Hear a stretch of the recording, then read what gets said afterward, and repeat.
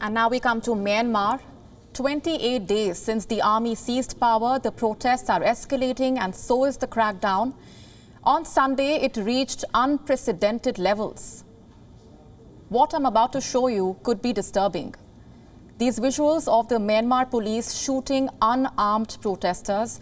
It's very important to note here that this was not aimed at just dispersing the demonstrators. The police did not really fire in the air. They fired to kill. A total of 18 protesters have been killed. The entire country is in a state of mourning. The United Nations says it is appalled. But what exactly is the body doing about this? Our next report tells you about Myanmar's bloody Sunday and how the world is responding.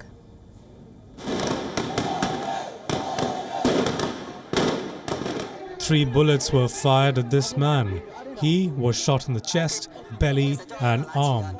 He lay motionless as medics rushed to treat him. This protester lay bleeding on the sidewalk. Others caught in the firing risked their lives to take him to a nearby ambulance.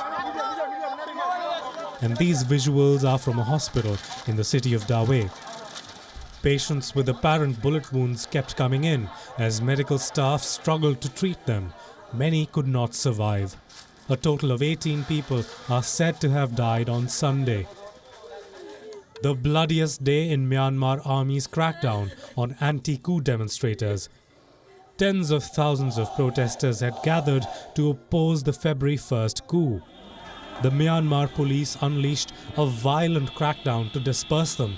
It appeared to use lethal force on unarmed protesters. When they resisted, the firing began.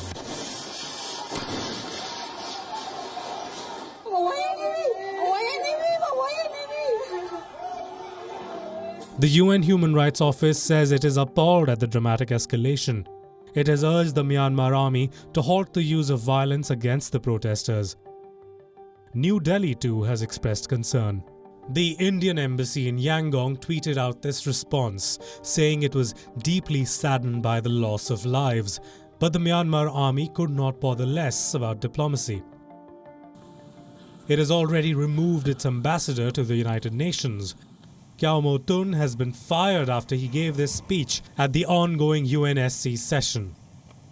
In that regard, we, the committee representing Pirangsu Hluttaw, CRPH, duly urge the United Nations Security Council, and international community that aspire to build peaceful and civilized global society to use any means necessary to take action against the Myanmar military and to provide safety and security for the people of Myanmar.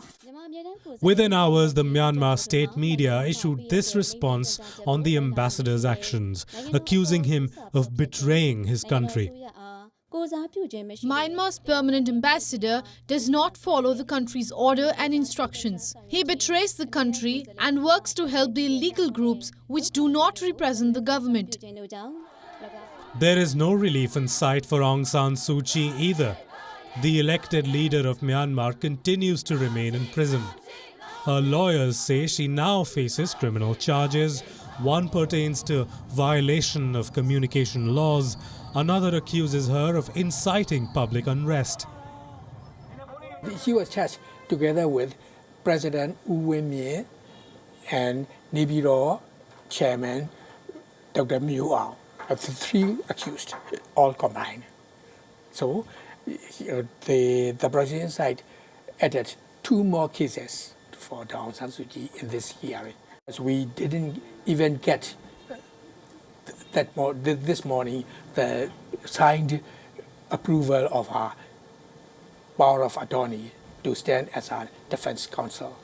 Then the judge said he will instruct the police to make it possible before the next hearing.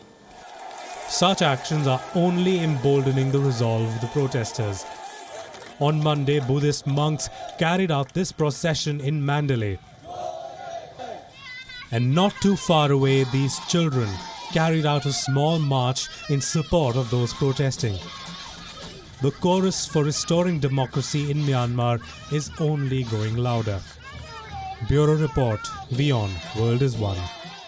WION now available in your country. Download the app now. Get all the news on the move.